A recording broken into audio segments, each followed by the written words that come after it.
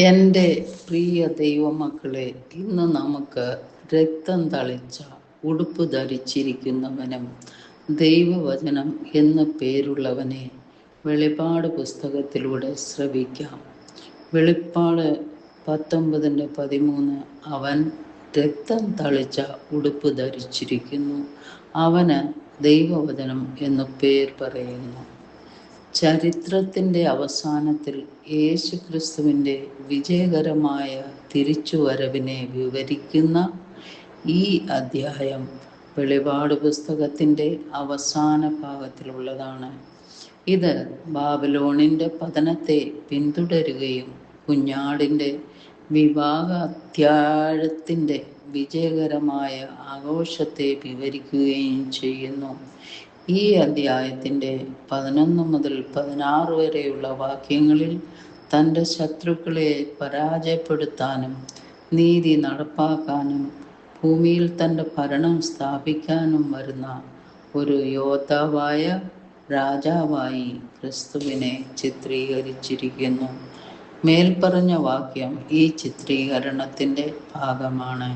ക്രിസ്തുവിൻ്റെ ദൈവീക വ്യക്തിത്വത്തെയും അവൻ്റെ പ്രവൃത്തിയുടെ സ്വഭാവത്തെയും ഊന്നി പറയുന്നു. അവൻ രക്തത്തിൽ മുക്കിയ വസ്ത്രം ധരിച്ചു എന്ന വാചകം ക്രിസ്തുവിൻ്റെ ബലിമരണത്തെയും അവൻ കൊണ്ടുവരുന്ന ന്യായവിധിയെയും പ്രതീകപ്പെടുത്തുന്നു.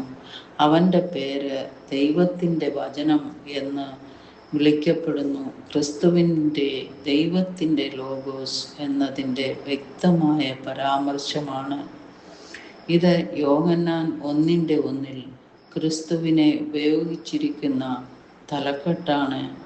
ദൈവത്തിൻ്റെ ഇഷ്ടത്തിൻ്റെയും ഉദ്ദേശത്തിൻ്റെയും ദൈവീക പ്രകടനമാണ് യേശുവെന്ന് അത് സൂചിപ്പിക്കുന്നു.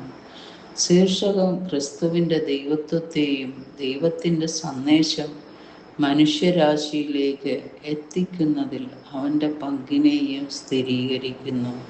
അവൻ ദൈവത്തിൻ്റെ പരമമായ വെളിപാടാണ്. അവൻ്റെ വാക്കുകളും പ്രവൃത്തികളും ആധികാരികമാണ്. ഈ വാക്യത്തിൽ ക്രിസ്തുവിനെ ഒരു യോദ്ധാവായ രാജാവായി നാം കാണുന്നു.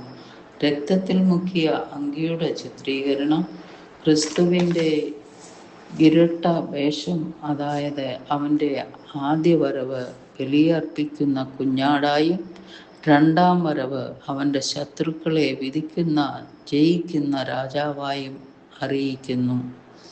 ദൈവവചനം എന്ന വാചകം ക്രിസ്തുവിൻ്റെ നിത്യ സ്വഭാവത്തെയും അവൻ്റെ ദൈവീക അധികാരത്തെയും ശക്തിപ്പെടുത്തുന്നു.